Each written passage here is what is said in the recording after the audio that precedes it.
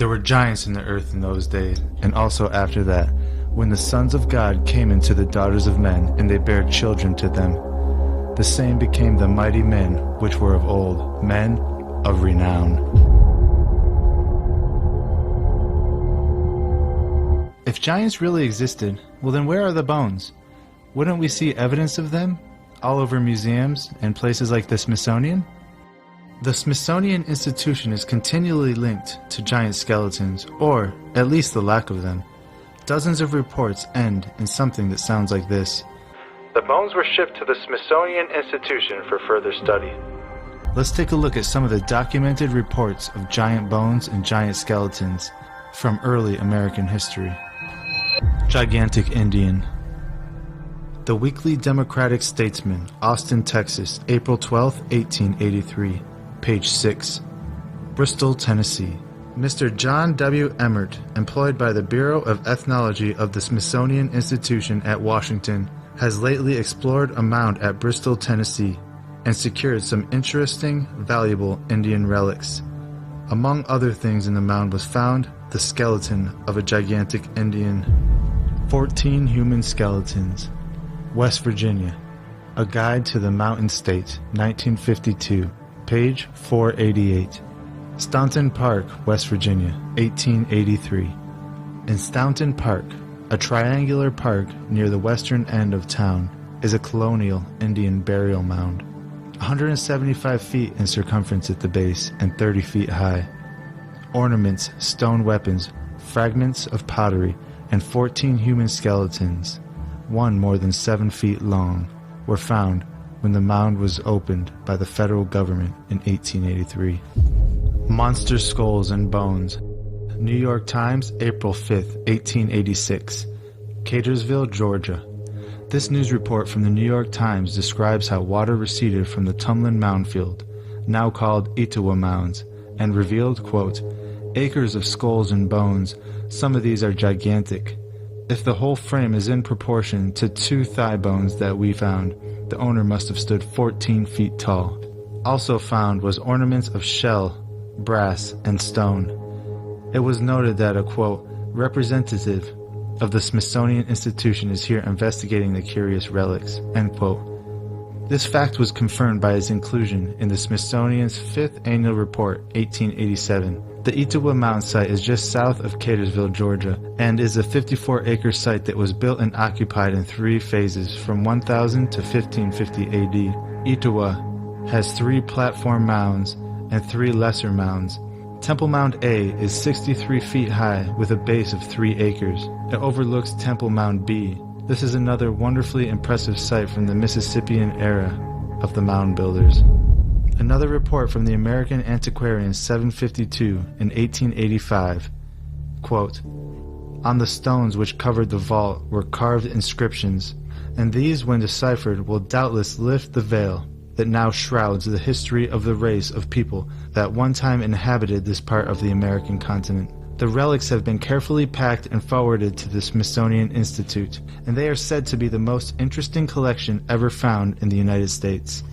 The last account from the Etowah Mound in Charlottesville, Georgia, comes from the North Otago Times, July 23, 1884, page 2.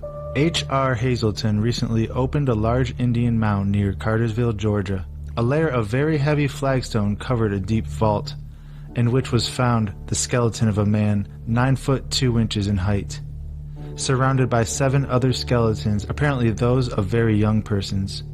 The giant evidently had been a king, as his head was encircled with a copper crown. His hair, black as jet, reached to his waist, but he had no whiskers.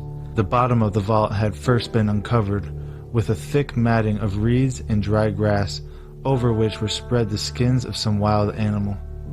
The underside of the stones covering the grave were filled with deeply carved inscriptions.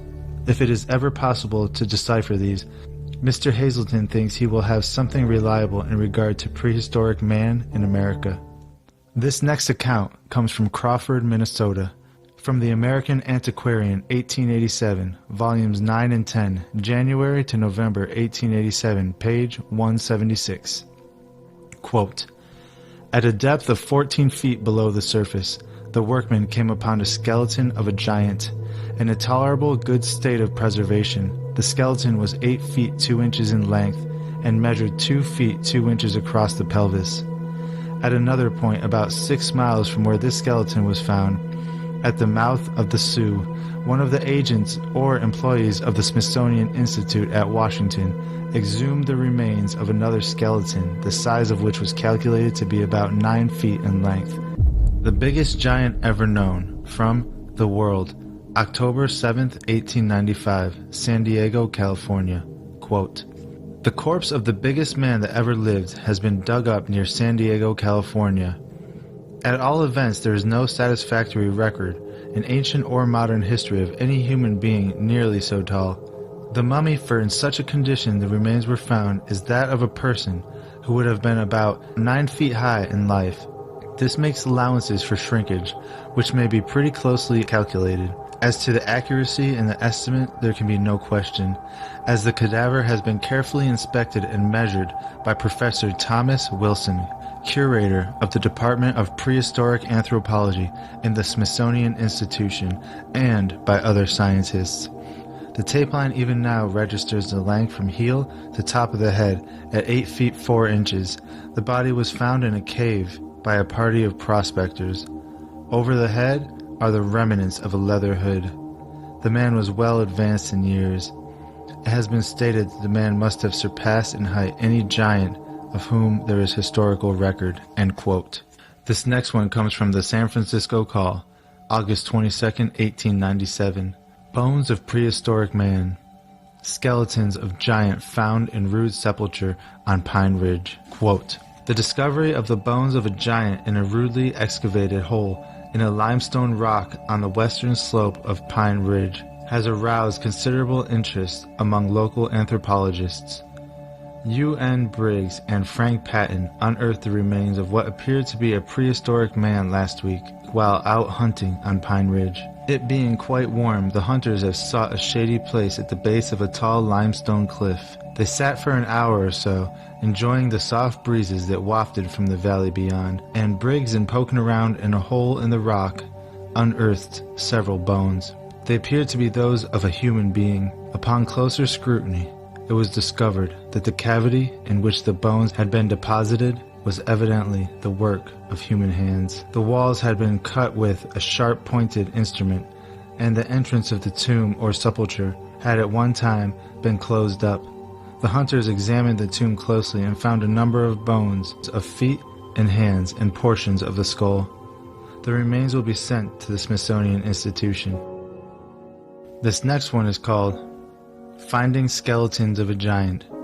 From The Worthington Advance, November 18, 1897, page 3. Ethnological work of the Smithsonian's Division of Eastern Mounds. Quote, "It is officially recorded that agents of the Bureau of Ethnology have explored more than 2,000 of these mounds. Among the objects found were pearls in great numbers, and some of very large size. It is a matter of official record that, in digging through a mound in Iowa, the scientists found the skeleton of a giant, who, judging from actual measurements, must have stood 7 feet 6 inches tall when alive. The bones crumbled to dust when exposed to the air. Around the neck was a collar of bear's teeth, and across the thighs were dozens of small copper beads." The Washington Post, January 16, 1910. Quote, "The first white man to explore the interior of the Queen Charlotte Islands, Captain Newton Chittenden, was an American lawyer and lecturer who wrote both popular and governmental reports. He was a Union Cavalry Regiment officer during the Civil War, who was admitted to the Supreme Court. He also exhibited Indian and Inuit relics in Europe. These he collected while traveling 3,400 miles on a burro, and on foot through the Southwest, Northwest, and Central Plains. During his explorations for the government, Chittenden collected a massive skull of a giant. The article states that he, quote, long treasured it as a priceless possession, and the skull was of great interest to European anthropologists who examined it. He was offered great sums of money to part with the skull, but he ended up donating it to the Smithsonian Institution. Assistant Director of Anthropology, Alice Hardika, when presented with the skull, said, It surpassed any previously in the institution. This next one is about a man who refuses to sell the skeleton of a giant to the Smithsonian. It's from the Arizona Journal-Minor, October 13th, 1911, page 3. Walnut Creek, Arizona. Quote, Mr. Shoup was provided with photographic instruments and took several pictures.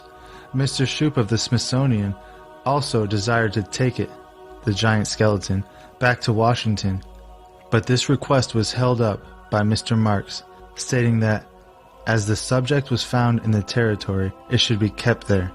Mr. Shoup and Mrs. Shoup of the Smithsonian was very much interested in those portions of the human frame that were intact, particularly the skull, which indicated that the giant was of such an abnormal size as to be beyond comprehension of that of a human being.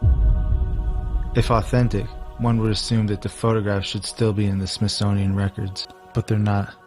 And that leads us to the question, where is that picture and all the bones that the Smithsonian has taken throughout the years? The news stories we just read are just the tip of the iceberg. There's many more news articles that report giant bones being brought into the Smithsonian for review. However, the official record declares giants to be myth. So what's going on here? Is this a cover-up or something else? Thank you all for watching. God bless you all.